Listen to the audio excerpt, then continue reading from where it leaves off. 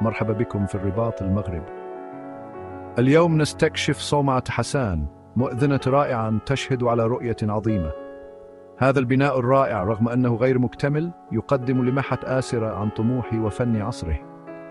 البرج مشهد مهيب يرتفع من منصته، رمز قوي لتاريخ الرباط. تتحدث المنحوتات والتصاميم المعقدة عن مهارة الحرفيين المغاربة. سنكتشف المزيد عنها بعد لحظة. في القرن الثاني عشر تصور السلطان يعقوب المنصور مسجداً كبيراً سيكون الأكبر في العالم. صومعة حسان ستكون مئذنته منارة لقوة الدولة الموحدية. بدأ البناء عام 1055 ميلادية. كانت لدى السلطان خطط طموحة لعاصمته. للأسف توفي السلطان عام 1350 ميلادية.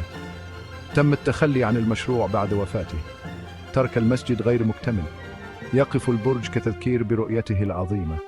تخيلوا كيف كان يبدو هذا المكان. صومعة حسان أعجوبة معمارية. تعرض الفن المعقد للسلالة الموحدية. البرج مصنوع من الحجر الرملي الأحمر ومزين بأنماط هندسية جميلة. انظروا عن كثب وسترون زخارف نباتية ونقوشا خطية. تم تصميم البرج ليبلغ ارتفاعه أكثر من 80 مترا. كان من المقرر أن يكون أطول مبنى في العالم. الداخل مثير للإعجاب بنفس القدر، منحدر بدلاً من السلالم يلتف صعوداً. سمح ذلك للمؤذن بركوب حصان إلى الأعلى. اليوم يقف البرج كموقع للتراث العالمي لليونسكو. إنه بمثابة تذكير بتاريخ المغرب الغني. يأتي الزوار من جميع أنحاء العالم للاستمتاع بجماله. يتعجبون من أهميته التاريخية. لم يعد البرج يستخدم لأغراض دينية، لكنه يبقى رمزاً ثقافياً مهماً.